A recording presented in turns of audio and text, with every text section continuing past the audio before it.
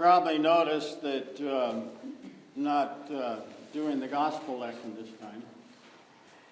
I thought it'd be interesting to go back and look at the Old Testament lesson. So that was about the law. Well, when you think about the law in terms of the Bible and church and all those kinds of things, you always kind of drift into the Ten Commandments. The 10 big ones, you might say.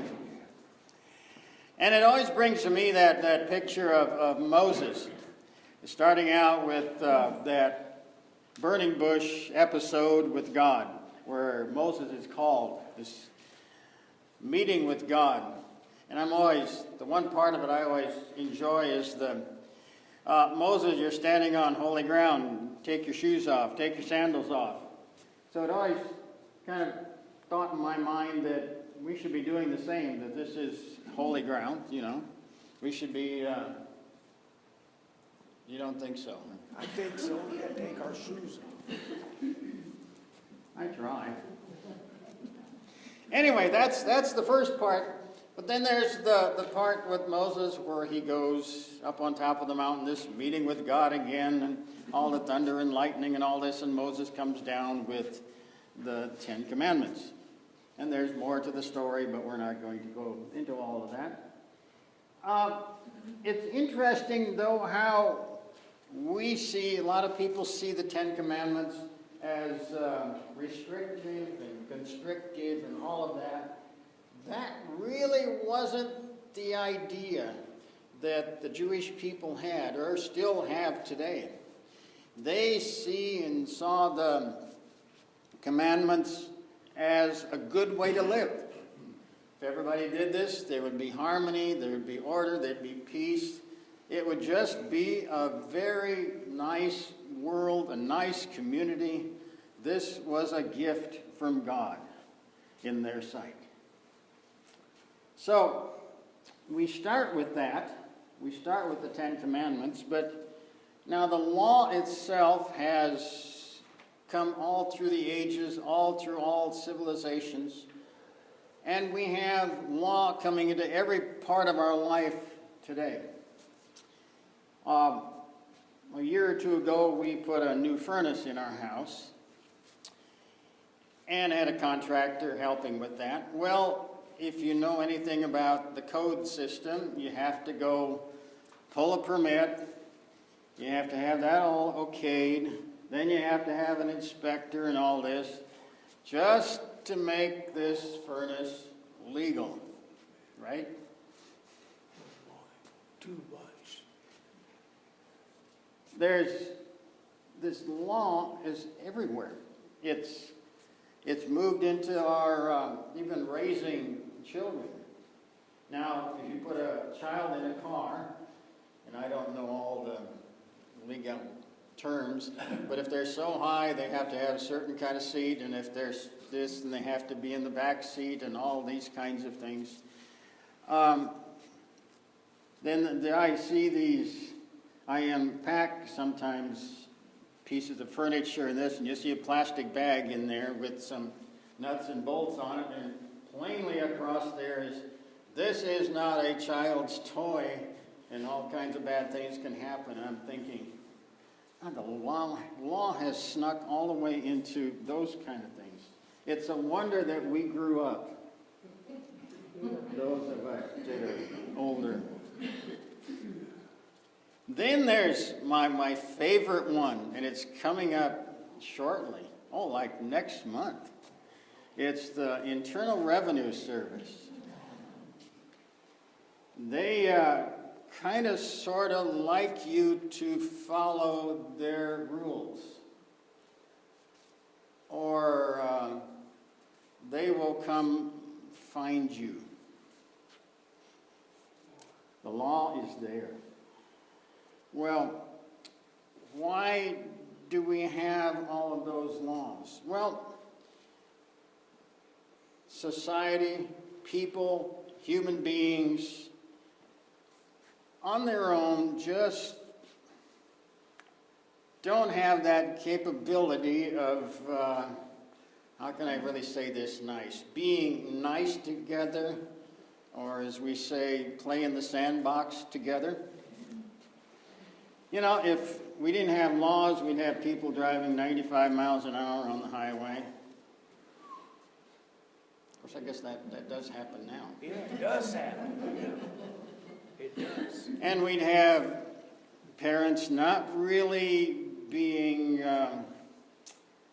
studious and wise about how they put the children in their car. I've met cars sometimes with toddlers standing on the front seat, which just scares me to death. And it would be interesting if we didn't have the laws, then the Internal Revenue Service would just have to operate on donations.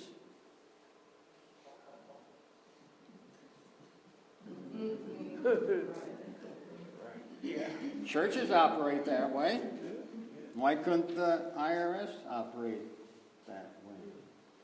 You're kind of getting an idea that we do need this law, and it's part of us, and it keeps us together and moving together as in a good way. The other part of, you look at God's law, and of course then you think of Ten Commandments and all this, but there are some laws of God that we don't think of. It's like the law of gravity. It's there, where it sticks us to this earth. It's kind of interesting that we're stuck to the earth on this side, and if somebody's on the other side of the world, they're stuck upside down onto the earth. It's kind of one of these interesting ideas, but we're stuck to the same great ball of earth. Then there's mathematics, which is a very legal system. 1 + 1 always equals 2, except if 1 is minus and 1 is plus, and then you get, well, anyway. But there are these set laws in this creation that God has created. And why does God do that? Because God wants harmony, God wants order. That's what God is about. Go back to the Genesis story. In the beginning, the Spirit moved over the waters, the chaos, whatever translation you have, and created order. Brought order from all the chaos and things that was going on. So God is relentless about bringing order to this earth and to the human beings, bless you, that God has created. So it's no surprise when they ask Jesus, what's the greatest commandment? He didn't quote one of the 10 Commandments. Love God with all your heart and soul and mind, and your neighbor as yourself. Rephrasing that. Love God with all your heart and soul and mind. Love your neighbor as you love yourself. There's the greatest piece of the law that there is in the mind of Jesus. So if this is such a wonderful thing, and Jesus said this is the one you really want to think about, then why don't we follow that all the time? Well, we come up with all these nice little excuses that, oh, that's a law? I didn't see the sign. Or, I love the one, everybody's doing it, so, And the one that scares me now is, we used to see people on the phone driving. Now I'm meeting people that are looking down and texting and trying to drive at the same time. But everybody's doing it, so it must be okay. Or my favorite one, if nobody sees me. Oh, boy. There was a commercial that didn't last very long. It was supposed to show how this business was very I don't want to say cheap because that's not a good word, economical. So to do that, they had this lady come running out of the building, and she runs up to the car where her husband is, and she says, "Get the car started really quickly, we got to get out of here." And he's going like, "What happened?" She said, "Well, I just looked at what they charged us, and they must have missed one of my items." And I'm thinking, wait a minute, you're trying to get away. You're happy that they missed one of the items that you didn't pay for.